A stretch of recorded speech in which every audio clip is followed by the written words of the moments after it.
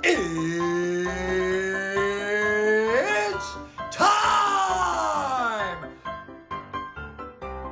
Olá, seja bem-vindo a mais um episódio do It's Timecast. Eu me chamo Andrei Perini-Burger e o meu convidado de hoje, ele é formado em Química, ele tem uma parte do doutorado na Espanha, ele também é empreendedor desde 2021 juntamente com a sua esposa e eles são proprietários da Charcutaria da Quinta. Com vocês, Rafael Brognoli. Seja bem-vindo. Boa noite, Andrei. Boa noite a todos. Muito obrigado pelo convite, pela oportunidade e pelo momento de provar e apresentar um pouco da nossa empresa para vocês. Com certeza. O pessoal que está acompanhando aí o cheirinho aqui, olha, tá fantástico. Muito bom mesmo. Então vamos conhecer um pouco de você, Rafael, da onde você veio, o que você faz da vida, enfim. Conta um pouco aí de você, tua origem, o que você é formado bem certinho. Fala aí para o pessoal. Tá. Bom, eu sou natural de Florianópolis, né? Cursei graduação em Química, fiz o mestrado em Físico-Química e o doutorado também em Físico-Química. Foi na primeira fase da graduação que eu conheci a Gabriela e desde então estamos juntos.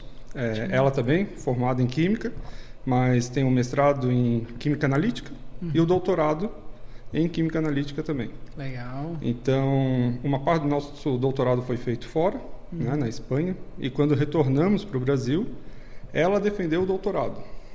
Eu não defendi ainda. O que eu fiz foi pegar a prorrogação e montei a Charcutaria da Quinta.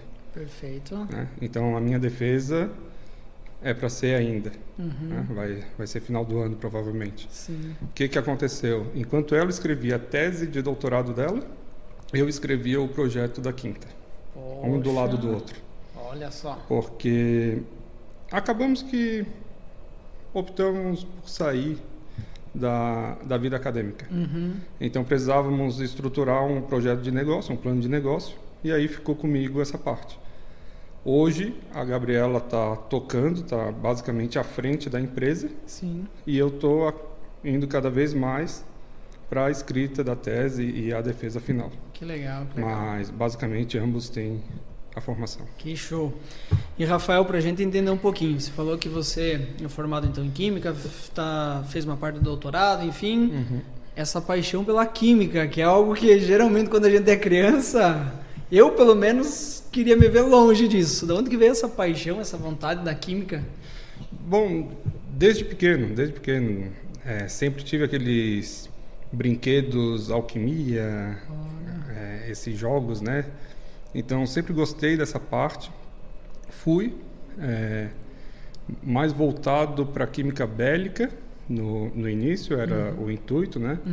Depois acabei migrando um pouco e fiquei no projeto basicamente de nanopartículas de carbono, mas a paixão pela química sempre existiu. Olha só. E flertava já com a gastronomia. Né? Então, ou era química ou era gastronomia, um dos dois. E nesse meio de campo é que a gente conhece os produtos de hoje, que é a charcutaria. Perfeito. Então, a paixão ali realmente juntou a química, a gastronomia e saiu tudo isso. Isso, exatamente. Que legal. E você falou que no início era química bélica? Isso. Só para a gente entender o que é isso.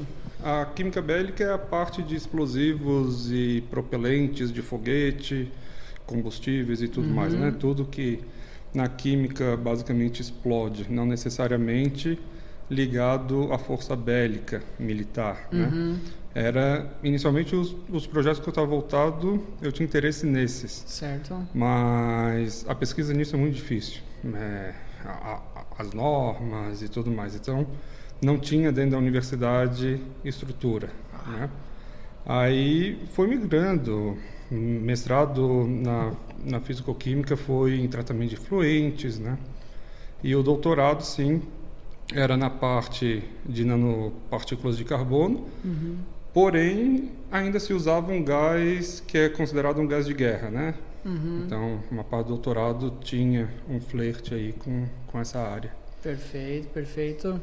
E daí então com o tempo foi mudando e chegou no que é agora. Exato. Uma coisa é a pesquisa acadêmica, né? Outra coisa é o que tu faz, o que tu leva adiante. Então, lá era um trabalho. E antes da gente iniciar, que a gente estava conversando, você falou que tanto você quanto sua esposa já fizeram bastante pesquisas, já tem vários artigos publicados. É uma paixão ainda que vocês têm com vocês? Carregamos até hoje, né? A Gabi mais do que eu, ela tem muito mais artigo publicado do que eu, mas é uma paixão que, bom, são muitos anos envolvidos com isso. Sim. E tu não larga da noite para o dia.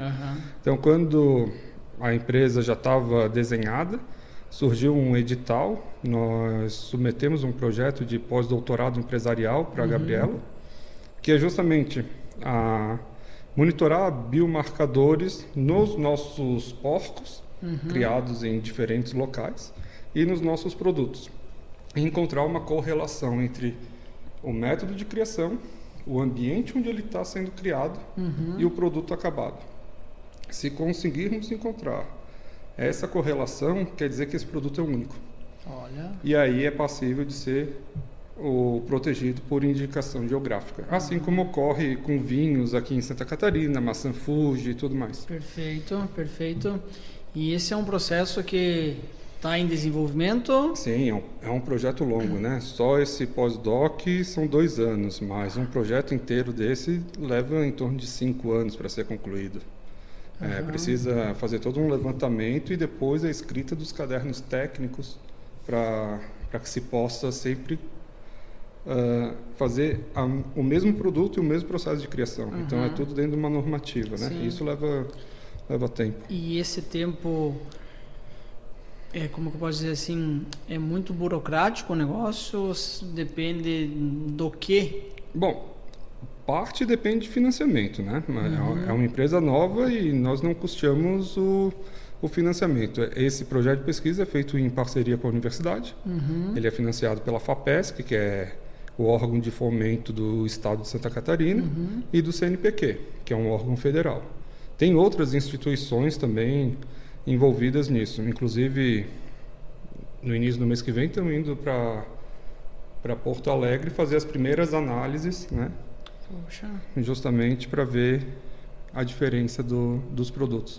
A gente tem um branco, que assim se chama, seria o produto feito com suíno industrial, né? A alimentação industrial, tudo certinho ali, dessa categoria, uma commodity de porco.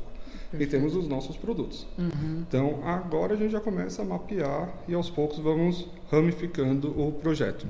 Esse projeto não é de cunho econômico para a empresa, né? Isso daí é um projeto que visa toda a sociedade ao redor. Qualquer empresa inserida dentro dessa indicação geográfica, produzindo esses produtos de acordo com o caderno técnico, vai ter o direito de uso. Ótimo. Né? É um financiamento público também, Sim. então depende mais disso. Depende mais disso, do interesse público, do fomento público. Perfeito, perfeito. Para ocorrer. Ótimo. Rafael, e você falou então que você é natural de Florianópolis e fez faculdade lá de Química, tinha esse interesse pela gastronomia também, e em que cargas d'água chegou não, vou mexer lá com os bichinhos agora, vamos ver o que vai dar e vamos trabalhar com uma charcutaria? Então, desde 2014 eu já fazia charcutaria como hobby em casa, né? Então já pouco consumia do industrial. E quando fomos para a Espanha, isso é muito enraizado na Europa como um todo, né? Basicamente, os países ali, Portugal, Espanha e Itália, tem isso fortemente enraizado na cultura cotidiana. Perfeito. E chamou muita atenção. E é um estilo de vida que nos agradou. Então, basicamente, a minha portinha é essa. Eu produzo isso. E se não gosta do meu produto, vai na do lado e vê se gosta do dele. E está tudo bem. Sim. E se não gostou do dele, passa para do lado. E assim vai indo. Isso nos chamou a atenção, pareceu uma vida leve, uma vida mais diferente. Qualidade de vida. Qualidade de vida.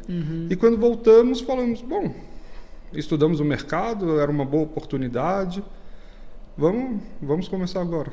Porque se não começássemos agora, isso seria minha aposentadoria. Né? De um modo ou de outro eu iria fazer isso. Seja agora ou lá na frente. Um hobby lá na frente se tornou... Exato. A diferença é que se eu tenho que fazer isso lá na frente, é o que eu gosto, eu vou adiantar porque eu ainda sou novo e tenho força para começar uma coisa dessa. Perfeito. Hoje eu vejo que se começasse só na aposentadoria, dificilmente iria dar caráter profissional, porque é muita coisa que tem que ser feita. E hoje você é realizado com a charcutaria ou ainda sente aquela chama ainda dentro de você lá dar aula? Não. De dar aula, não. Porque a sala de aula no Brasil é bem cruel. De dar aula, nem um pouco. Cheguei de modo voluntário, né, a lecionar, mas não tenho saudade daquilo. Gosto da pesquisa. E a realização da pesquisa pode ser feita dentro da indústria. Né? Hoje, uma indústria sem um setor de pesquisa, desenvolvimento e inovação não existe. Certo. Então, basicamente é isso. Agora incubamos na UNOESC uma startup que é justamente o braço tecnológico do nosso projeto. Então, pontos críticos que não deixam de caracterizar o produto como artesanal, nós estamos introduzindo tecnologia 4.0 para facilitar o controle, né, a auditoria, a governança dentro da empresa. Certo. Então, imagina que eu tenho animais espalhados em 4 municípios hoje. Como que eu tenho o controle deles? Como que eu acompanho? É só na confiança e no contrato do papel. Mas tem tecnologia disponível para que eu acompanhe no meu celular. Entende? Então é justamente isso. Então, mesmo o teu produto sendo algo artesanal, a tecnologia é importante para a estrutura da empresa. Sim, porque apesar de termos vindo da cidade para o interior, a migração do interior para a cidade é muito maior. Sim. Né? Para os grandes centros urbanos, nesse sentido, né? Então a mão de obra é cada vez menos qualificada e cada vez mais escassa. Ou seja, para que tu encontre alguém para tratar os animais e que faça isso regularmente, com qualidade, constância, né? É muito difícil. Tem altos e baixos nisso daí. E para chegar à qualidade do produto que vocês têm hoje, então, o produtor lá, ele tem que seguir certas situações na questão de como cuidar do animal. Sim. E isso é parte de vocês? Você chega para o produtor e fala, viu, a gente quer fazer uma parceria e você tem que seguir isso. Isso. Legal. Dentro desse... Bom, é um modelo de negócio que escrevemos, não é à toa que eu deixei de defender para escrever ele. Tem 3 manuais de criação, né? Então é o programa de cria e recria, o programa de sanidade e bem-estar animal, né? E um programa na parte de alimentação, de nutrição animal. Então, são 3 programas que nós criamos, com base em metodologias estudadas já, né? Validadas, e próprias para animais desse tipo, que são animais mais rústicos, né? Nós não trabalhamos com suínos industriais. Então, os nossos são suínos da raça Moura, é por isso que tem esse grande marmoreio, né? Essa infiltração de gordura na fibra muscular. Então, ele não pode comer a mesma coisa que um porco industrial, um porco de granja come.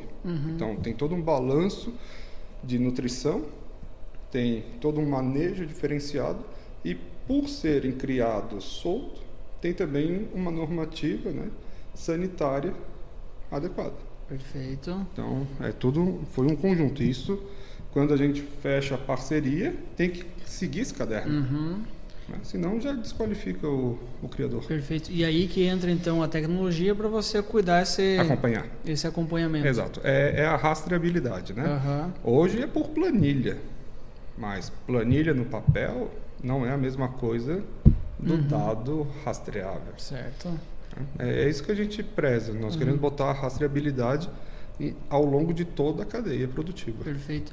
E você, como um profissional da área, você consegue sentir, sei lá, no manuseio, no paladar, se o animal ele seguiu à risca aquilo que vocês Passaram, não... Tu sabe? Tem um paladar mais aguçado? Não precisa tanto do paladar, isso daí a gente faz análises, né?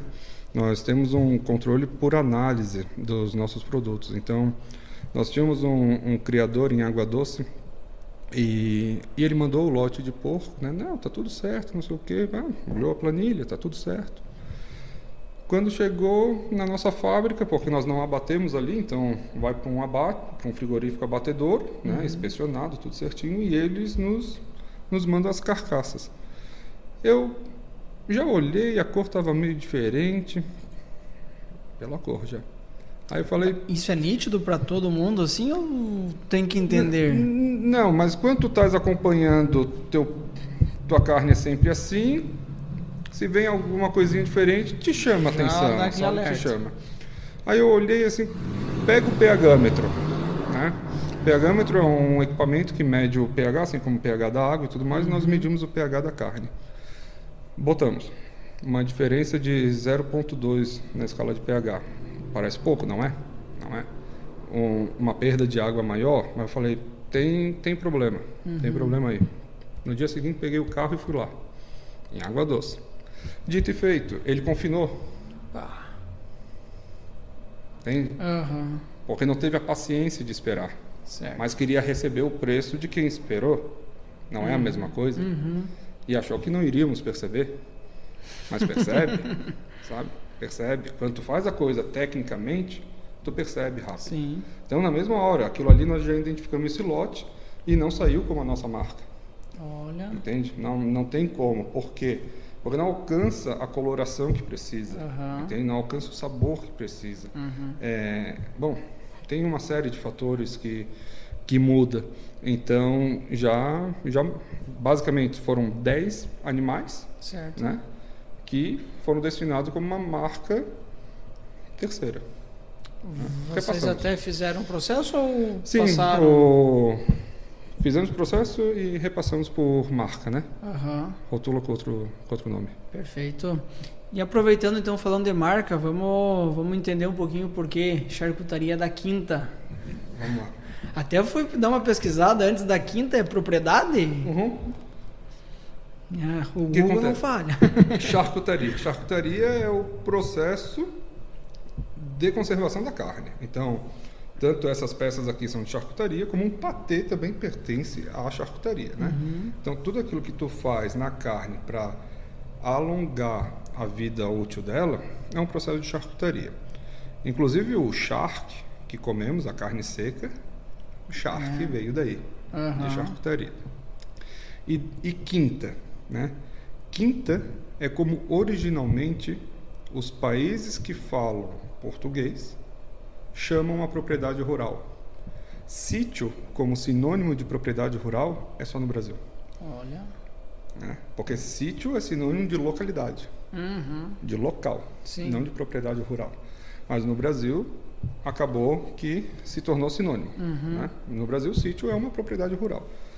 Agora, como toda a nossa filosofia, todo o projeto da empresa foi construído em receitas originais, em receitas antigas, o mínimo de aditivo possível, nós também procuramos um nome original. Original que eu digo em relação à origem, né? Sim, pegar e trazer a Exato, mesma essência. a essência. E aí veio Quinta. E para não ficar, a gente queria que fosse um nome que pegasse como, onde é que tu comprou? Comprei na Quinta, comprei na da Quinta. Então, de onde é que é essa copa? É da Quinta, a copa da Quinta, o presunto da Quinta, o produto da Quinta. Então, ficou a charcutaria da Quinta. Perfeito, perfeito. O pessoal que está nos acompanhando aí, isso é branding, então é algo que realmente tem um porquê, não é só largar o nome e vamos ver o que vai dar. Tem um estudo, tem a essência, os valores de você está... Tudo na nossa empresa tem um estudo atrás, sabe?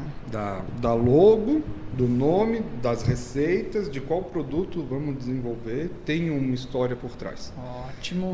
A história, ela faz parte do nosso produto, né?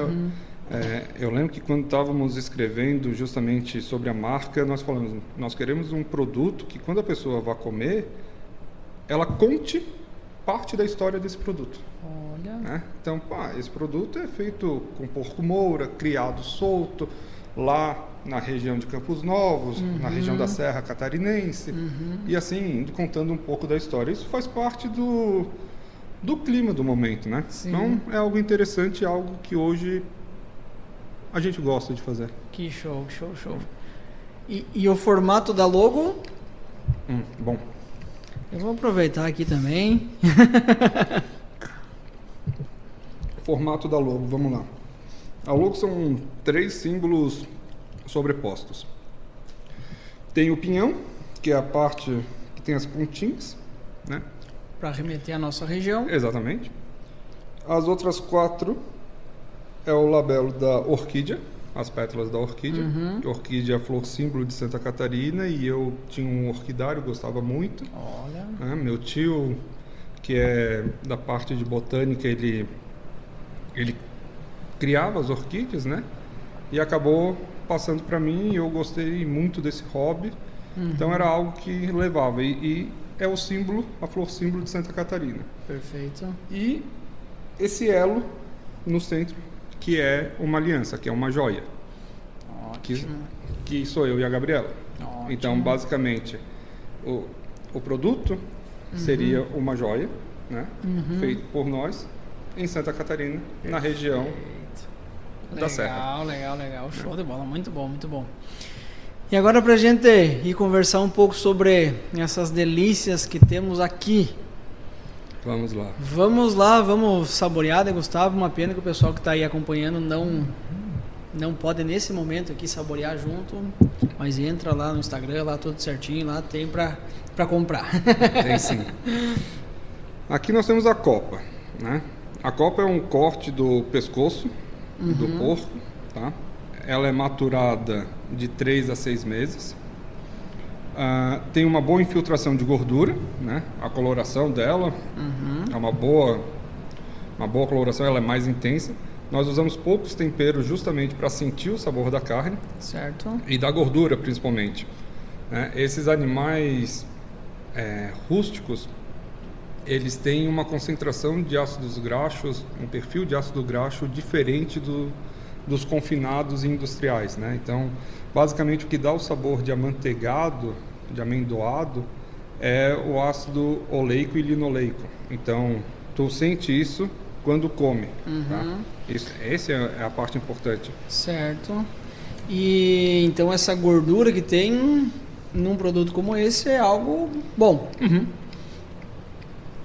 Isso são gorduras insaturadas e poliinsaturadas. Então, por isso que enceba, né? Tipo, brilha a mão. É uma gordura mais fina. É uma gordura muito mais leve, inclusive para digestão. Tá? Ótimo. E esse produto, essa copa, vamos conversar bastante. Combina com o quê? Com o que dá para harmonizar ela? Desde cerveja, vinho. Isso não tem. Como ela não tem tempero, tu pode perceber. Não tem cravo. Normalmente o pessoal está muito acostumado com copa com cravo, canela, noz moscada. Não. A nossa não tem. É sal e pimenta. Né? Ótimo. O sal que usamos é tudo sal marinho. Né? Então. Dá a diferença no final do produto? No produto final? Sim, dá diferença pela qualidade do sal, tá? Isso daí o pessoal acha que não, mas se for provar vários sais, tu já vai perceber. E principalmente, o sal não pode conter iodo. Olha. Então, o sal para a indústria de alimento, nós temos um grau de sal sem iodo. Justamente porque o iodo, ele vai dar um sabor metalizado à peça. Para maturações acima de 1 mês, 2 meses, já vai dar um sabor metalizado. Sim. Então, não usamos esse tipo de sal. É tudo sal sem iodo. Perfeito. E esse produto, essa copa, como que é o processo de maturação dele? Demora bastante? De 3 a 6 meses, depende o diâmetro da copa. Né? E vendem ele fracionado, assim? Fatiado, Aham. fracionado e em peça. Perfeito. E o ideal dele, comer assim, que nem a gente está fazendo aqui, ou dá para incrementar, não sei. Não, dá para incrementar sim. Bom, tem pizzas com copa, sanduíches com copa, tu consegue fazer uma... O importante é não cozinhar. Não cozinhar. Deixar ele assim, perfeito. Ou coloca depois do prato pronto, Aham. um sanduíche frio.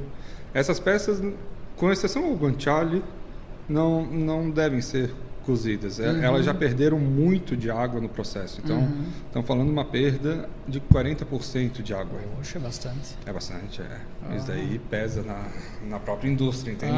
Tu tem que fazer um desenho Sim, bem certinho do teu modelo de negócio, porque são meses de espera e uma perda de 40% aí. É coisa, né? E Rafael, e este outro produto aqui, o que temos? Esse aqui é o lombo, tá? Maturado. O que acontece? Originalmente ele é cortado na transversal, mas um cliente nos pediu para cortar ele longitudinal, né? Ao longo do lombo, porque ele queria botar numa pizza. Isso ficou muito bom e acabou despertando interesse em outros clientes, e hoje basicamente é o corte tradicional que nós mantemos. É esse corte. Então o lombo ele é menos intenso que a copa, né? Ele é mais suave, mais delicado. Eu costumo falar assim, aqui é um sabor feminino e aqui um sabor masculino. Se for falar grosso modo, é suave, delicado, intenso. Perfeito. Tá? Basicamente isso. Ele não é defumado, não, nada. Ele é só maturado mesmo, 3 a 6 meses também. Perfeito, perfeito. Combina também, harmoniza com a própria cerveja, com vinho, com... Show de bola, show de bola. E é tanto os dois produtos. É extraído, é tirado, é feito tudo do mesmo animal, tudo do mesmo porco? Como que funciona isso? Sim, são partes diferentes, né? A copa tá do pescoço até a quinta costela. Né? Tu tira a copa. Depois tu tira o lombo. Perfeito. E este outro produto que temos, o carro-chefe? Esse aqui é o produto que está em alta, né? Basicamente é uma procura no Brasil inteiro por ele, é o guanciale. O guanciale ele é feito da papada do porco. O pessoal acha que é da bochecha, mas é que falar da bochecha é uma tradução errada do italiano. A bochecha para nós é um músculo que está grudado no maxilar do porco. E a papada é a bolsa que está solta ao redor. Ele é feito com a papada, ele é maturado, ele não é cozido, ele não é defumado, nada. E ele é a parte do porco que tem a gordura mais fina. Então, o maior teor de ácidos graxos, poliinsaturado e insaturado, está na papada. Originalmente, na Itália se faz o carbonara e o matriciana com a papada, é com o guanciale. Né? Não é com bacon. Não é com bacon. Não é com bacon. Na verdade, pouco se usa bacon na Itália, né? A pancetta deles não é nem cozida. O bacon tradicional nosso aqui, que é o bacon americano, ele é cozido. Ele é defumado e cozido. Enquanto que o guanciale não. Isso daqui é uma gordura crua, uma carne crua. Só que ele é maturado. Perfeito. Durante o processo de maturação, né, ocorre várias reações ali biológicas, e isso garante a segurança alimentar. Né? E o processo de maturação dele, quanto tempo? Depende da gordura, mas vai de 1 a 3 meses. Tem gente que deixa aí 6 meses, mas aí já começa a ficar oxidado. Se pegar um guanciale, né, uma gordura, que ao redor, ao invés de estar essa gordura branca, já está amarela, tudo que é gordura amarela nem precisa pôr na boca. Porque não vai te fazer mal, mas é ranço puro. Ocorre a rancificação, né? Que é uma reação de oxidação da gordura, e aí ela fica amarelada e trava na língua. Então é ruim. Sim. Né? Ela tem que ter essa tonalidade. Ela tem que ser branquinha. Clarinha. Como que é o nome? Guanciale. Guanciale. De guancia. Guancia é a bochecha. A bochecha. Bochecha que não é a bochecha, é a papada. Isso. E por que esse produto é tão procurado É uma iguaria? É difícil de encontrar? É difícil de encontrar, sim. Mas eu acho que principalmente porque, bom, a gordura do porco está sendo desmistificada, né? Por muito tempo fazia mal, aí veio até a tal da margarina, e agora não, a gordura é melhor e cada dia eles vão mudando o marketing. Então a gordura do porco está sendo desmistificada. O porco está na moda na gastronomia, né? Então tem surgido vários bares, restaurantes voltados para a carne do porco. O guanciale com porco comercial não dá para ser feito, tá? Não dá para ser feito porque precisa ter gordura, precisa ser um porco grande, então senão não fica bom, né? E principalmente voltou o carbonara e essa questão de fazer processos, fazer pratos, fazer produtos de origem tá na moda. E não digo só na moda, vai ficar, sabe? Porque à medida que nós caminhamos para uma sociedade mais tecnológica, nós também queremos ter um pé no tradicional, sabe? No antigo.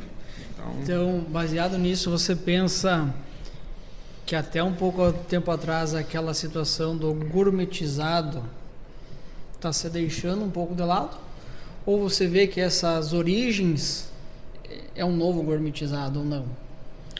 Eu acredito que a palavra gourmetizado ganhou até um tom meio pejorativo e irônico, sabe? Nós temos muitos clientes que são chefes de cozinha, restaurantes, e estamos falando de restaurantes assinados, né? E eles não procuram dar o raio gourmetizador no prato, não, eles procuram fazer pratos com uma arte na origem. Esse é até o nosso slogan, mas é porque é verdade, sabe? Eles não tentam copiar, eles se inspiram e fazem algo original, mas que traz uma arte por trás. Perfeito. É diferente de dar o raio gourmetizador naquele doce cheio de creme de avelã e não sei o que, blá blá, simplesmente porque botou tudo dentro de um pote, sabe? Isso é o raio gourmetizador. A gastronomia, principalmente em Santa Catarina, tá borbulhando muito e é outra vertente, né? É uma vertente que procura muito dos nossos produtos. É muito bom isso. Show de bola. Até eu lembro de um filme infantil, animação, aquele Ratatouille. Sim. E é um filme que assim eu adoro por causa que ele resgata naquelas receitas, não essa questão gourmetizada, mas sim trazer uma lembrança, uma memória afetiva e como isso faz bem. Sim. E o crítico gastronômico lá pegou um monte de vegetalzinho ali e foi aquilo que fez despertar, né? É justamente memória afetiva, é trazer o simples bem feito, mas tem que despertar uma curiosidade, né? E tem que carregar consigo uma história. Hoje não se pode mais entregar um produto, tu tem que entregar um produto que leve com ele a história. Né? Ótimo, e acredito que isso vale para qualquer situação, né? Sim. Para um negócio dar certo precisa ter essa... Claro, porque cada vez mais nós queremos saber de onde é que está vindo. Né? E se aquilo é verdade. E como podemos comprovar. E hoje está fácil de... Exatamente. E quando tem isso, é o diferencial. Sim. E para você, Rafael, já que a gente falou que o alimento, a comida tem que trazer uma memória afetiva. Para você hoje, os produtos que você faz, você traz uma memória afetiva de quando você era mais novo, quando você era criança, ou de o que você viveu na Espanha, enfim, o que vem para você? Bom,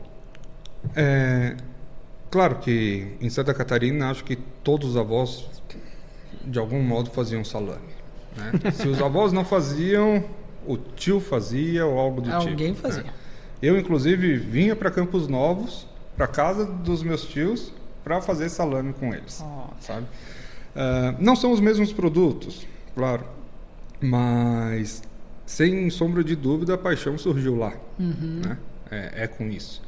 E na Espanha, o que aconteceu, na Espanha ou na visita dos outros países, né, o que aconteceu foi aprofundar, né? Eu já procurava com um caráter mais técnico, né, querer entender o que estava acontecendo ali. Mas a paixão, sem sombra de dúvida, vem disso, do colono, né, da tradição colonial. De se reunir ali final de semana, o vô, o tio falava, vamos chamar todo mundo que nós vamos carnear um porco lá. Isso. E vamos fazer banho, vamos fazer salame, torresmo. Isso. Apesar de eu ser de Florianópolis, né, não ter essa cultura inserida, eu gostava de vir para Campos Novos para isso, né? Sei lá, nunca me identifiquei muito com o mar, sempre muito mais com a serra. Olha só aí. Tudo tem um porquê que está aí agora. E essas memórias afetivas que você recorda quando você vinha lá de Florianópolis, que você vinha aqui com seus tios, é o que você procura transmitir hoje nos seus produtos? Sim, tanto a parte afetiva, mas principalmente a qualidade. Porque se perguntar para todos esses, por que faziam, né? Por muitas vezes, hoje, inclusive, principalmente, se pegar na ponta do lápis o porco dele e fazer tudo aquilo, é mais caro do que comprar, que já está pronto ali. Sim. E por que faz? Todos falam, porque é melhor, porque é mais saboroso e porque sabemos quem está fazendo. É isso que transmitimos aqui. Perfeito. Porque é melhor, porque é mais gostoso, é mais saboroso e sabem quem está fazendo. Perfeito. Basicamente é isso. E você lá, quando você começou lá dentro do seu apartamento, lá em Florianópolis, que já fazia algumas coisas, imaginava que aquela ideia, aquele sonho talvez, ou aquele hobby que você tinha, iria virar tudo isso? Não, sempre como tom de aposentadoria, nunca como tom inicial, nunca inicial. Inclusive colegas falavam, me vende, eu falava, não, porque se eu te vender vai virar comercial, eu posso te dar, mas eu não posso te vender. Mas depois virou a chave, sabe? É uma oportunidade, um momento bom para isso. E o gosto aflora, né? Tipo, tu acaba se envolvendo mais e foi isso que aconteceu. Perfeito, perfeito. E quando você, então, vieram aqui para Campos Novos, você e sua esposa, como que foi esse início? Vamos chegar, já vamos começar a trabalhar e vai dar tudo certo? E se eu tenho um processo, uma burocracia... Imagina. Nós chegamos em maio, aqui em Campos Novos, né? Então, de maio até novembro, foi a reforma da fábrica, que lá já era uma fábrica de embutidos, mas precisava adequar às normas sanitárias atuais. Então, foi uma série de melhorias que tiveram que ser feitas. E, enquanto eu tratava da reforma, a Gabriela tratava das papeladas, que é muita coisa. Vigilância, tudo. Sim. Então, tu tem uma série de documentos a ser redigidos que...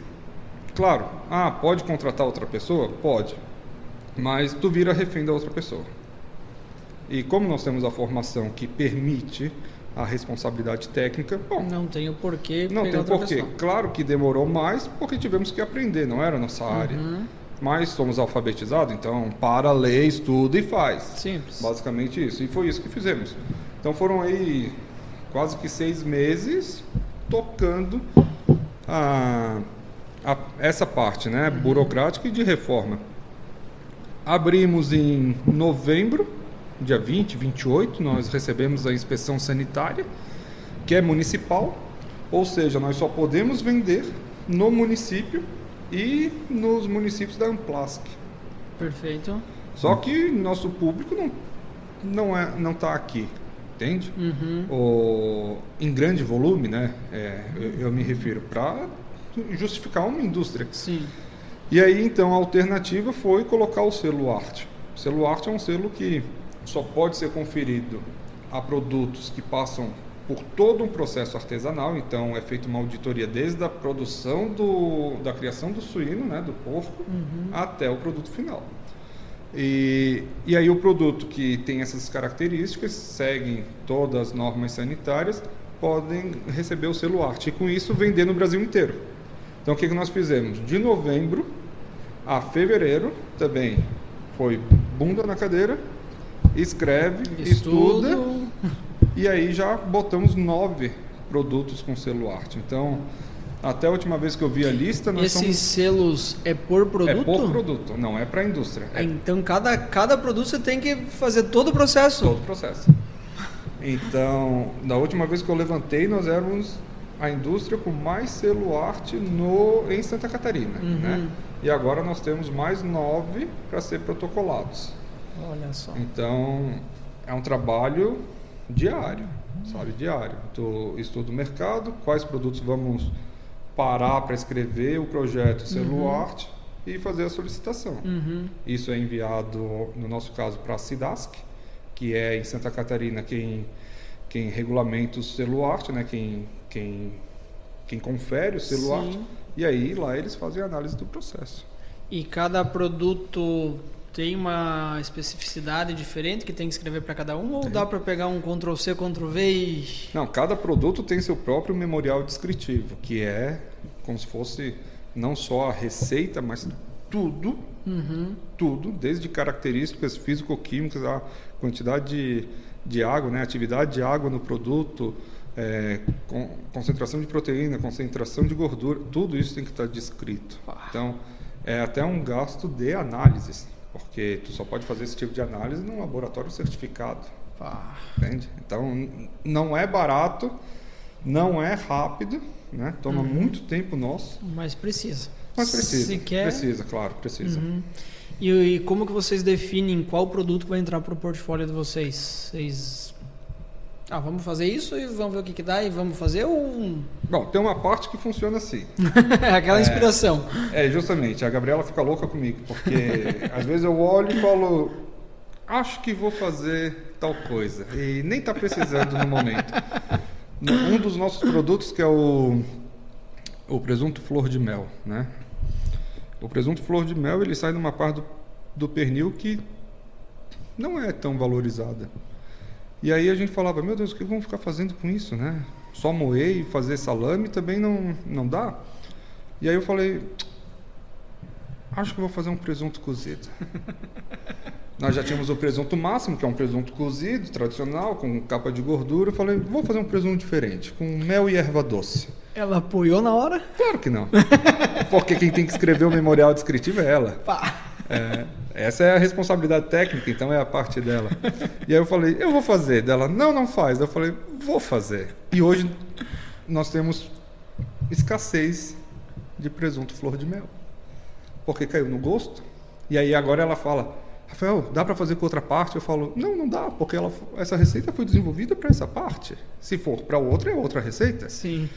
Então, sim, em certos momentos vem essa inspiração e fala, vamos fazer. Outras são clientes que pedem, né? Então, nós tivemos o caso do chouriço português. Nós fazíamos o chouriço galego. O chouriço, nesse caso, ele não é o chouriço de sangue, né? É como se fosse uma linguiça. Tá? O chouriço tradicional que a gente vê é aquele que é o de sangue, certo, né? O morcilha, perfeito, né? É o sinônimo de morcilha. O chouriço, tanto na Galícia quanto em Portugal, é uma linguiça curada, uma linguiça curada. É essa a definição. Quase um salame colonial, né? E aí no da Galícia tem uma característica. E no de Portugal, na região de Lisboa, esse nosso cliente falou, não, mas o chouriço de lá vinha com um pedacinho de pimenta dentro, de pimentão, né, no caso. Eu falo, mas nós usamos páprica. E já é difícil encontrar uma páprica boa no Brasil. Ainda fazer com pasta de pimentão, mas se não conseguir, não faz. Mas tu fica com aquilo não tem como, sabe? Tu fica remoendo aqui, como assim se conseguir tu faz? É claro que a gente consegue. Parece que soa como um desafio, é um desafio, né? É claro que consegue. Vamos atrás desse negócio aí, como assim não? Se fazem lá, faz aqui. Sim. Aí cavucamos e encontramos em Bom Retiro, um colega nosso e amigo e cliente, né? Tinha justamente a pimenta, que aqui a gente chama de pimenta, mas é da classe dos pimentões, necessário para fazer isso. E ele estava com 2 caixas de feira lá e falou, quer leva? Eu falei, mas eu levo, botei dentro do carro, trouxe e fiz a receita. O cliente que nos pediu, que é de Florianópolis, português, ficou encantado, gostou. E agora botou no catálogo dele, no restaurante dele. Então, nós não podemos deixar de fornecer. Precisa ter. Precisa ter. Então, tem vezes que o desenvolvimento da receita parte da necessidade do cliente, e nós temos que estar muito atento a isso, né? Ser sensível a isso, porque tal como queremos transmitir esse afeto, essa memória, o nosso cliente também quer transmitir isso. Perfeito. Da memória dele, entendeu? E se você não desenvolver esse produto que ele precisa para ele oferecer para os clientes dele, ele vai em algum lugar que ele vai encontrar. Dificilmente alguém faria isso. É tão raçudo. Dificilmente alguém faria isso, porque tu precisa ter uma escala industrial pequena o suficiente que te permita. Porque se a tua roda já estiver girando na velocidade alta, ninguém vai parar para fazer um lote para esse tipo de coisa, entende? Então, o que a gente faz? Nós aproveitamos esse momento justamente para nos dedicarmos a isso. Perfeito. Garimparmos esse tipo de cliente também que é de nosso interesse, né? Esse tipo de transação tem um valor maior. Sim. Eu estou passando para ele o que ele me pediu e eu primeiro mando uma amostra e falo, é isso? Ah, não, eu lembro que o do vô era tal coisa. Então, calma aí que vamos chegar, vamos equilibrar até chegar na tua memória afetiva. Chegou, fechou então. Assina a receita, né? Manda, registra, tem que ser registrada, toda a faz o documentação. memorial descritivo, tem que ser aprovado o memorial descritivo pela fiscal sanitária, né? Que é uma funcionária pública, por incrível, muito boa, que é a Angélica, já puxando o saco, mas de fato sempre nos ajudou muito. Registra esse memorial e aí passa a fazer em escala, né? Porque se tu tens um produto que não está registrado, é um produto clandestino. A mesma coisa está acontecendo com um restaurante em Porto Alegre, né? Que nos pediu para desenvolver um produto para ele, estamos desenvolvendo, vai e volta até adequar, só que por ser em Porto Alegre, temos que botar também um selo arte. Né? Então, perfeito. E assim, esses produtos, quando você está desenvolvendo a pedido de um cliente, você vai e segue uma receita da origem mesmo? Ou você vai se adequando conforme o cliente vai pedindo para você? Normalmente essas receitas é justamente isso. Ele quer passar a memória afetiva dele para os clientes dele. Né? Aqui a memória afetiva dele. Tá. Dele. Aqui é o Rafael e a Gabriela passando as suas. Ele quer passar a dele. Então eu tenho que fazer de modo que ele fale, tá ok. Se adequa a ele. Isso. Então eu mando a amostra, ele prova. Ah, não, muda tal coisa. Volta, a gente muda. E assim vai, essa troca, né? É algo personalizado. Sim. Por vezes outros se agradam e acabam entrando no nosso portfólio, né? Perfeito. Foi o caso da linguiça com porcini e pinhão. Nós desenvolvemos para um cliente, o Renatinho, do Quintal de Catarina, né? E caiu no gosto do povo. Né? E isso hoje tem produção disso constantemente? Só durante a temporada. Uhum. É um produto sazonal. Né? Só durante a temporada. Mas é um produto que veio da demanda dele. Uhum. Né? Então, às vezes surge essa demanda e nós gostamos de fazer justamente porque é um desafio, sabe? Fica ali e dentro da nossa indústria nós temos uma salinha que é a sala de temperos, que é quase um laboratório. Imagina. Então, são os potinhos de tempero, as balanças e ali a gente formula e passa adiante. Que legal, que legal.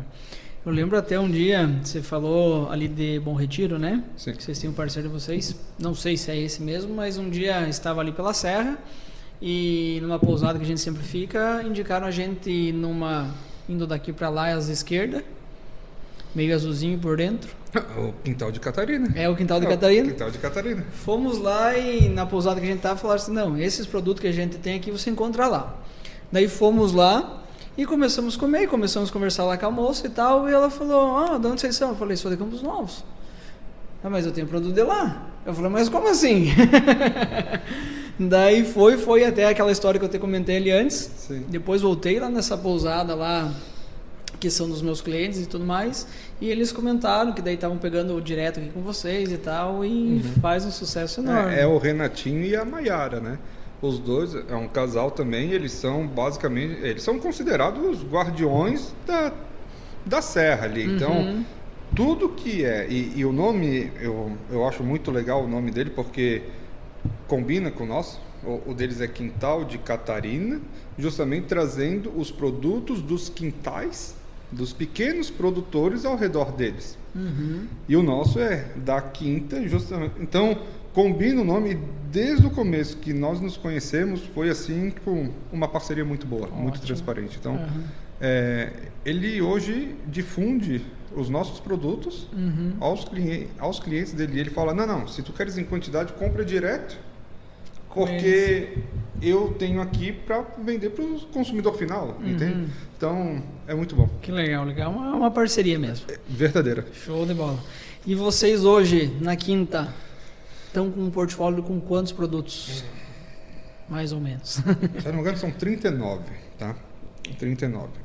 Porque, bom, tu vai aproveitando tudo, né? Como o porco é nosso, tudo que tu joga fora é prejuízo. E estamos falando de produtos que normalmente perdem 40%. Então, tu tem que aproveitar o máximo possível. Então, nós temos kit de feijoada, tem orelha, mas isso são vendas, assim, específicas. Nosso cliente vai fazer a feijoada do mês. Basicamente, vai ser os nossos produtos. Sim. Ele não vai... então, eu uso os produtos deles no catálogo do dia a dia e no dia da feijoada eu vou comprar da indústria grande. Não, ele vai comprar do nosso ali. Então a gente sempre tem esses produtos já preparados para isso. Sim. E o cliente de vocês hoje principal é o consumidor final? É a família lá e tudo mais? Ou restaurantes? Não, é o restaurante. Restaurante? Basicamente, hoje, nossa cartela de cliente é restaurante, né? Seja ele de hotéis ou não, pousadas e empórios. Olha só. Não estamos nos varejistas, né? Que isso é outro tipo de mercado. E nem não fecharia com o negócio, né? Bom, depende. Às vezes é confortável ter ali, na hora, pegar o produto. É confortável. Se no local, né? Se na cidade não tem um empório, não tem... vai ser no supermercado. Sim. Né? Então, depende. E, claro, existem supermercados que estão mais fechados a esse nicho, né? Um supermercado mais gourmetizado e tudo mais. Então, a gente sempre fica atento a isso. Perfeito. Quando tiver a oportunidade, o volume, for bom para todos, entra. Quando não for, fica... Tá tudo certo Tá assim. tudo certo, Perfeito. Não tem. E hoje o carro-chefe de vocês? O guanciale. É guanciale e a copa, né? São os dois, mas o guanciale sai disparado. São restaurantes que, como botaram o carbonara, então... Querem trazer realmente a... E o que a gente faz? Para garantir o fornecimento, nós seguramos, né? Então, tem vezes que outro restaurante quer botar, não coloca. Não vamos fornecer, porque a nossa produção de porco tem que ser casada com a nossa saída. Se nós vendermos mais, agora, em algum momento vai faltar. Né? Então, é um balanço que nós temos que fazer, o que está saindo e o que está entrando. Perfeito. Então, claro que dá aquela tentação, vende o máximo possível, mas se vender, o teu cliente vai ficar sem e tu vai perder esse cliente. Sim. Sabe? Então, reserva. No mês que vem ele vai comprar, sabe? Tá ali. Perfeito, perfeito. Outros produtos que vocês têm são os salames. Sim. Que sou consumidor e falo que aquele finocchione é uma receita tua, é uma receita... Finocchione é um salame, inclusive, que tem indicação geográfica, né? Ele é da região da Toscana. Mas o que nós fizemos? Nós adaptamos ele para o paladar brasileiro.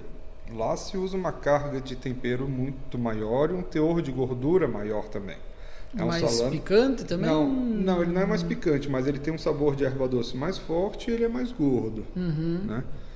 O brasileiro não está acostumado a ver gordura no salame. Nossa, viu gordura no salame e já acha que está sendo feito com o resto. Sabe? Enquanto que Não, inclusive é só uma parte, é uma gordura específica do porco para ir para o salame. Tá? É muito mais difícil. Mas enfim, e aí nós tivemos que adaptar ele para o paladar do brasileiro. E é uma receita que há quem ame e há quem odeie. Né? Não, o finocchione ele não fica no meio termo, não. Ou é ou não é. É, exatamente. Eu não sou do finocchione. Eu falo, pra mim Exatamente. é um sabor que... Foi até engraçado que nós estávamos no concurso lá em Brasília, né, do melhor salame artesanal. E claro, o finocchione não poderia participar, porque o edital dizia salame tipo italiano, que é o salame tradicional, né, o clássico. Certo. Então o finocchione não poderia participar. E aí nós inscrevemos o nosso clássico, né, e tiramos em 4º lugar. E tinha uma sommelier que estava justamente fazendo a harmonização de salames com goiabada, coisa bem, bem curiosa, mas até que ficou bom. Imagina. E nisso ela provou o finocchione e ela olhou assim, tipo, por que não escreveram esse?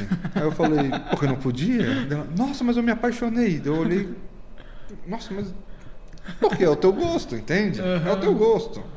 E isso é muito particular. Sim. Então, para ela, o finocchione era o salame e depois dali ela ficava, não, mas prova esse daqui, ó. Eu falava, não, mas o do concurso é esse. Não, mas prova esse aqui. Sabe? Mas deve ser gratificante também. Claro. Ouvir isso de uma jurada ali. Por que não escreveu esse? Exatamente. Que legal. E nessa trajetória que vocês estão com a charcutaria, participam então de concursos, premiações? Como que é isso? Bom, foi na verdade... veio o convite para participar, né? É um prêmio, um concurso promovido pelo CNA. E aí nós ficamos assim, não está na hora, porque realmente claro, está desde 2021 a empresa, mas que temos fábrica própria, produção própria, é agora, né? No final de 2022. E a inscrição para o concurso era início de 2023, ali para fevereiro, inclusive quando veio o convite, a Cidasc estava lá para fazer a auditoria do Celuarte.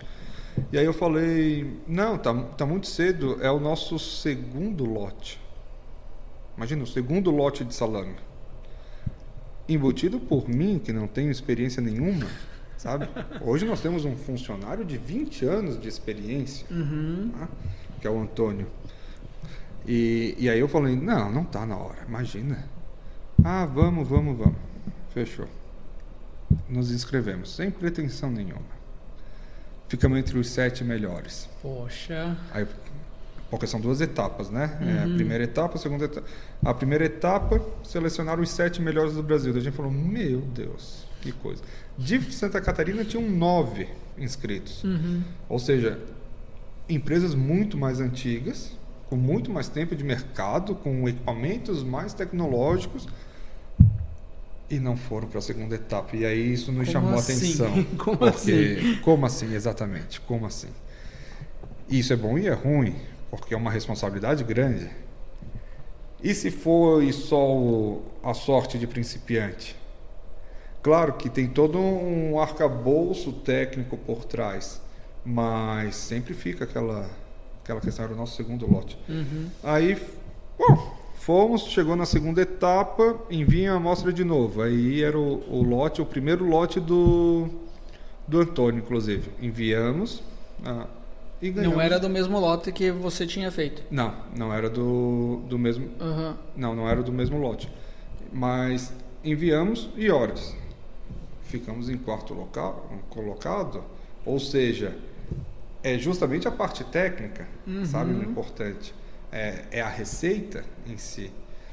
Então, não importava se era eu embutindo ou não, né? O importante era a receita. Isso foi uma injeção de ânimo, né? Estás no caminho certo, é isso.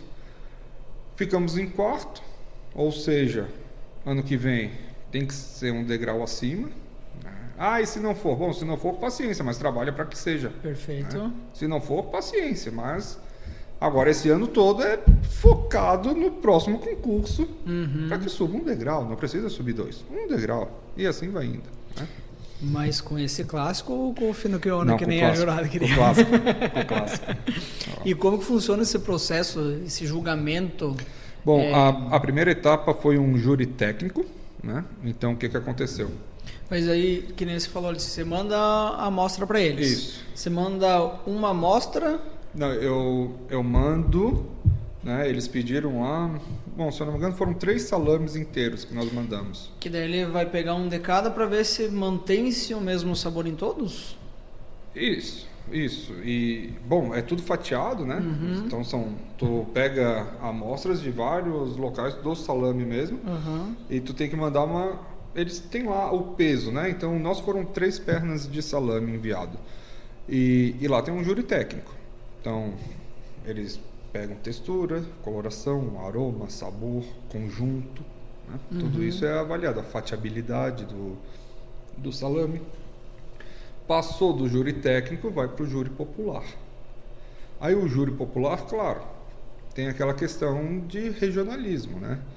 Na tua região consome assim, tu se agrada mais aquilo porque é a memória que tu tem e teu paladar é calibrado para aquilo. Então eles pegaram, foi numa feira do setor agro, muito grande, uma feira de importância nacional, e lá tinha então o espaço para degustação e o tablet, tudo sem saber quem é quem, né? Às cegas, e teve a votação do público. Bom, tem a parte do regionalismo, mas tem a parte que é o que a maioria decidiu, entende? É o sabor que agradou a maioria. Então tu tem que encarar tudo isso como forma de dados, né? E trabalhar posteriormente a isso. Ah, legal. E a hora que recebeu a notícia de quarto colocado... Então, quando... Como foi, Bom, basicamente foi assim. Eles nos ligaram e falaram, olha, vocês são finalistas, então vão vir para Brasília. Eu falei, não tem problema. Manda passagem, hospedagem, não sei o que, eu vou. Né? Vamos mandar para ti então. Eu falei, para mim não, porque a Gabriela é quem faz toda a papelada também. O negócio não é só... exatamente, não é uma pessoa. Não sei. Ou o casal, ainda mais que é relacionado a pequenas produções, então nada mais justo que vá o time, né, ali, ou pelo menos o casal. Perfeito. Aí, então vai tudo. Eu falei, bom, então vamos. Tamo indo. Aí chegou lá, não sabia a colocação. E eu até perguntava, qual a colocação? Eles não falam antes? Não falam. E eu perguntava, não, mas eu só subo no avião se eu souber. E aí, não vai saber. Então fica, então não... Até que vamos lá saber isso de uma vez, né? E quando chamaram o 7º, aí chamaram o 6º, aí só vai aumentando. Quando chamaram o 4º, claro que ficar entre os 3 primeiros é melhor do que ficar entre 4º, né? Mas tu tem que pegar todo um contexto também. E aquilo ali, depois a gente ficou pensando, mas foi muito bom porque... Vocês não tinham nem pretensão de ir. Exatamente, não tínhamos pretensão de ir. Era o 2º lote do salame, sabe? Nada correspondia a estar em 4º local naquela situação, se fosse uma situação comum, entende? Então aquilo ali é o reflexo de toda uma bagagem, todo um estudo que nós temos, e o que temos é pouca prática. Agora tu adequa isso e vamos esperar o ano que vem. Perfeito. Então no momento foi 4º local, mas depois foi muito bom.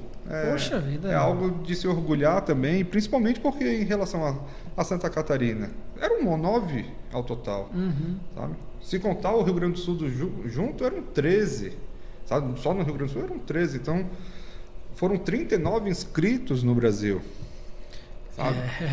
Fica em então, quarto em lugar. quarto, tá bom, Nossa. No tamanho do Brasil que é, com Nossa. 39 inscritos, tá bom. Perfeito. E charcutarias muito mais antigas também, com muito mais tempo de caminhada. Então, Que legal. Parabéns. obrigado. Próximo concurso. Sem sombra de degrauzinho dúvida. a mais. É a meta. Que legal.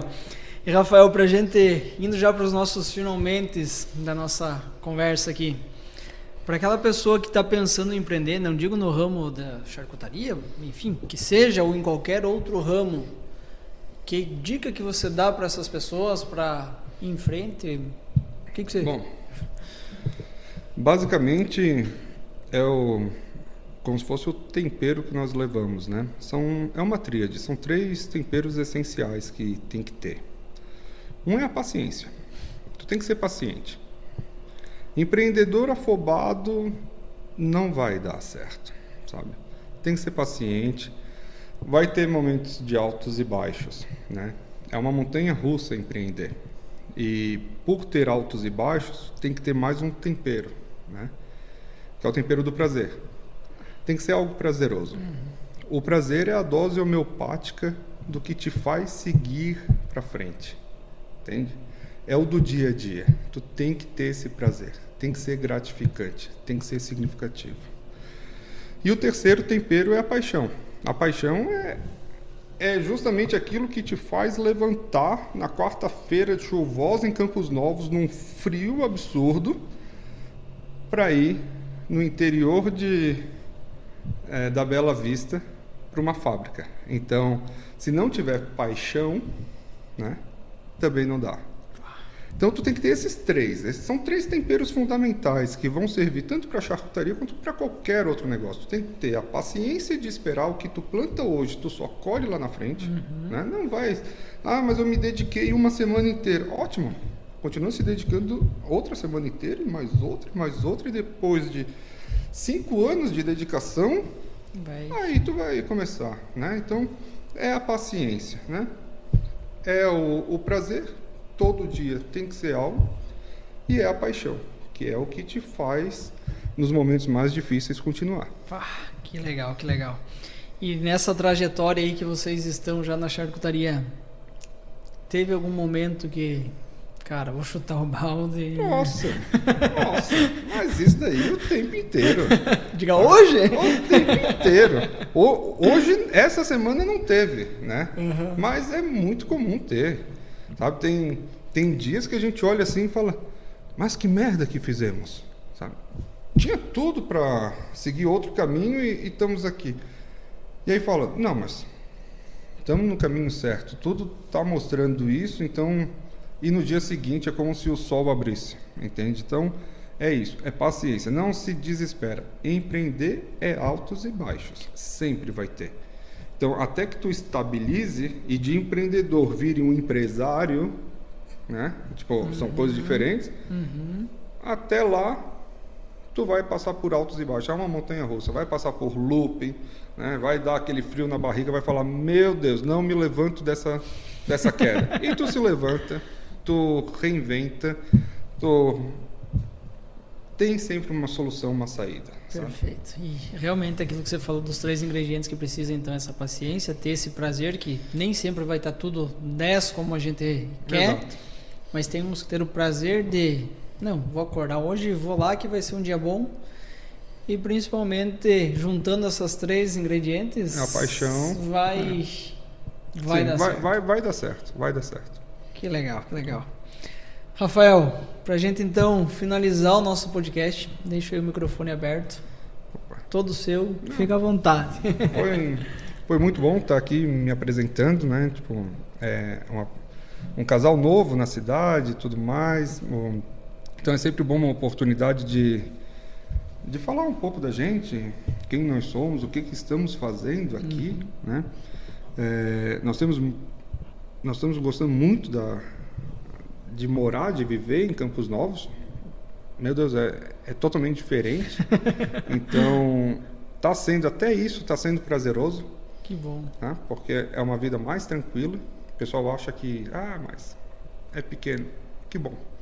Que bom, porque eu levo só 15 minutos para chegar no trabalho. E a mesma distância em Florianópolis levava 2 horas em dias de chuva e congestionamento e um motoqueiro atropelado no meio do caminho. Então, tem os seus lados bons. A oportunidade de vir aqui apresentar quem é o Rafael, quem é a Charcutaria da Quinta, um pouco da Gabriela, né? E estamos aqui para contribuir, né? Para melhorar, para desenvolver o comércio os produtos, né? Perfeito. Como um todo. Perfeito. Rafael, muito obrigado mesmo por você ter aceito o convite. Foi um prazer enorme. Até quando eu comentei tanto com a minha namorada quanto com a minha mãe que iria fazer um podcast com vocês, elas falaram, nossa, que legal, já somos clientes, então agora vamos conhecer um pouco mais ainda de quem é por trás Sim. de tudo isso. Então, parabéns pelo que vocês buscaram e estão fazendo aqui em Campos Novos. Tenho certeza que esse novo ramo, talvez, aqui em Campos Novos, vai ter muito a agregar para o nosso município, ter pessoas como vocês que buscam, às vezes, de um cliente que pede uma coisa, se conseguir fazer, faz. Não, você com essa garra, com essa energia, buscando esses desafios, vai crescer o seu negócio, vai ajudar a desenvolver o nosso município cada vez mais. Sim, esse é o intuito, e é justamente nessa pegada, né? O cliente quer isso, se não tem, produzimos, se não produzimos, um vizinho produz, né? E com isso toda uma cadeia ao redor da agroindústria vai se desenvolvendo. Né? Perfeito, perfeito. E fortalecer também, acredito que desde a questão de com quem vocês pegam os animais, fortalece também esse pequeno produtor ali, fomenta isso. Sim, é uma corrente do bem, assim, vamos pensar. Exatamente. Amanhã eu vou dar uma palestra num congresso em Lages, né, que é justamente a agroindústria como um agente de desenvolvimento socioeconômico local, né? Não como uma grande indústria, como uma pequena. Que também precisa, é importante. Precisa e é o que sustenta, né? Eu já falei isso, é muito importante que se tenha, mas é a pequena que consegue manter os pequenos ao redor, entende? Então, uma vez que tu construa um projeto que essa unidade faça um desenvolvimento socioeconômico ao seu redor, todo mundo ganha. Sim. Sabe? Então, é uma cadeia curta de logística, não precisa vir de longe, vem de perto. Né? Não tem quem plante? Faça uma estufa. Planta o pimentão, nós compramos o pimentão. Ao invés de eu comprar de Bom Retiro, eu compro daqui. Perfeito. Entende? Ao invés de eu trazer o porco que está em Bom Retiro, no nosso criador, mas já tem ele, mas a gente precisa de mais, que cria aqui. Então, tudo isso vai se desenvolvendo ao redor. Esse é o projeto da Quinta. Né? A agroindústria sendo um agente local de desenvolvimento socioeconômico. Perfeito, perfeito. Pessoal aí que está nos acompanhando, então, pensando o que eu posso fazer e tudo mais, está aí uma oportunidade de ajudar com esse projeto que tem um propósito, não só aquele financeiro, mas sim um propósito que realmente vai impactar na vida das pessoas. Sim. Então está aí uma oportunidade para contribuir com isso. Exatamente. Que show. Rafael, obrigadão mais uma vez pela tua participação aqui com a gente. Foi um prazer enorme. Pessoal que está nos acompanhando, tem que continuar comendo aqui mais um pouco, que tá uma delícia. Uma coisa antes, quem quer saber mais dos produtos, comprar, enfim, como que pode encontrar vocês? Entra pelo Instagram, porque se eu tiver que falar o telefone eu não vou lembrar. Entra pelo Instagram, daquinta.br, tá? Vai estar lá tem um acesso, um link na bio, que vai ter o WhatsApp, vai ter catálogo, tem um vídeo institucional, um vídeo da nossa história, então tem tudo ali. Basicamente, é o que eu falei, é tecnologia onde pode, né? Então, acessa por ali, vai entrar em contato conosco sem problema nenhum.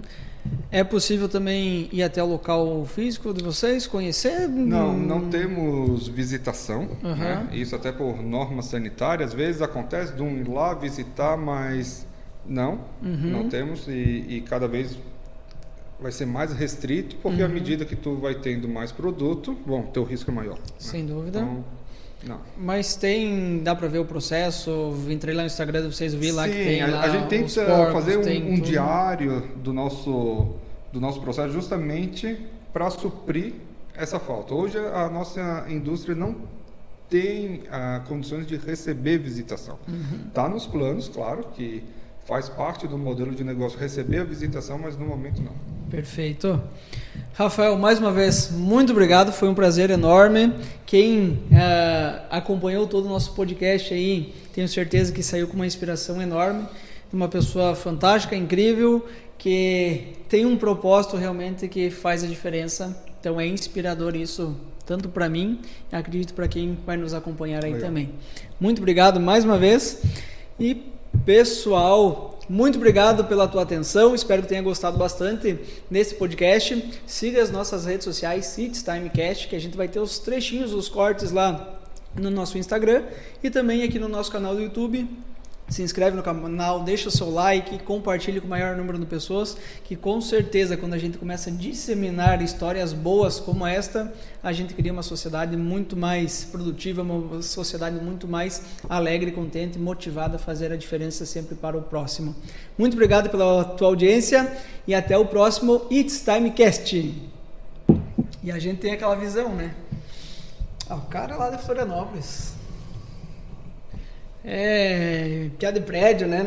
O que vai se meter aí com porco e tal? Tu sabe que eu não teve oportunidade de falar, mas de fato, né? Eu não tenho experiência nenhuma em criação de porco, nenhuma.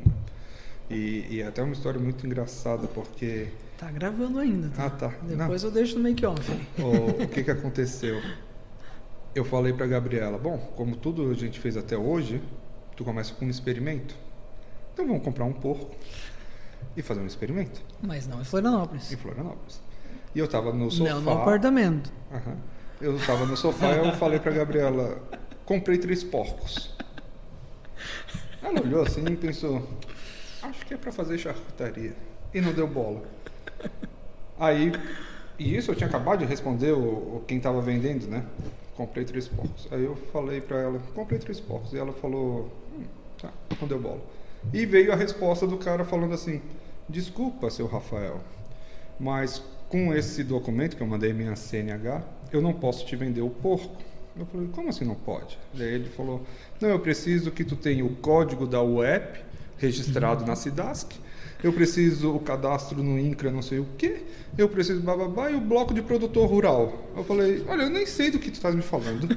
Eu tenho passaporte, CNH, RG e certidão de nascimento. São os únicos documentos que eu tenho. Qual que você quer que eu envio? Aí ele falou, me desculpa, mas eu não posso te enviar assim. Eu falei, tá, e o que eu faço para comprar um porco então? Que coisa? Ele falou, onde é que tu vai botar o porco? Eu falei, mas isso é um problema meu, não é teu. Sabe? Ele, não é assim que funciona. Tem norma. Para ver, nós não sabíamos disso.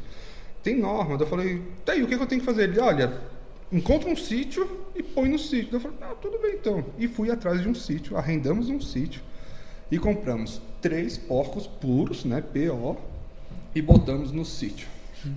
Aí a gente olhou assim, e agora? Claro, porque era importante sabermos como lidar com o porco para não sermos passados para trás por quem fosse criar. Perfeito. Então, por alguns meses eu acompanhei, né? E criava. Era o Ludovico, a Lucrécia e a Bela, tinham até nome.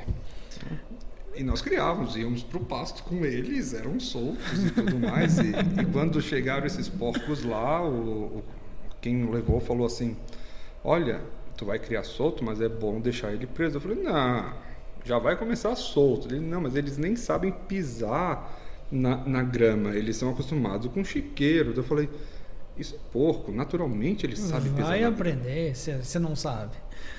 Que nada. O cachaço deu uma disparada, a cerca de choque era nada para ele, ele caiu no açude e lá ficou. Aí eu pensei, bom, tá descansando, tá quente. Isso era 4 horas da tarde. Chegou 7, 8 da noite, ele ainda estava lá na mesma posição. Aí eu liguei pro cara e falei, olha, aquele que você comprou? Não queria dizer nada. É da Embrapa, tá? Mas o cachaço ainda tá lá? E eu tô achando estranho. Ele falou, meu Deus, isso é um porco, não é uma capivara. Tira ele lá de dentro, tu vai matar ele, não sei o quê. Eu falei, lá fomos eu e a Gabriela. Isso já era umas 9 horas da noite, não pegava celular lá, não sabia quem chamar para ajudar. Nós jogamos o lençol na bunda do cachaço e ficava puxando e ele estava atolado, com o pato enroscado na raiz da taioba. Que inferno! Nossa! Só o pessoal do sítio para prever e saber algo assim. Claro que o cara vindo da cidade não saberia, mas era importante passarmos por isso. Era importante mapearmos isso e principalmente a curva de desenvolvimento do porco. Certo. Então nós cuidamos e eles criaram e Ficamos até com 40 e poucos porcos, alguma coisa assim. Nossa! Para 2 que não tem experiência nenhuma. Aí depois dali nós falamos, opa, não, vamos botar criadores, credenciar e tudo mais. E nessa história não se perdeu nenhum? Nenhum morreu com a gente. Foram bons cuidadores, então. Isso, nenhum morreu com a gente, não. Não. O Ludovico, infelizmente, morreu agora recentemente no criador de Irani, né? Tá, ele estava ali e ele morreu. Os outros permanecem vivos. Olha só. Mas é aquela coisa. Pra saber do negócio tem que... Não tem experiência, tens que se enfiar na experiência. Sim, Tens sim. que fazer. Senão, como é que tu vai dar pitaco no negócio?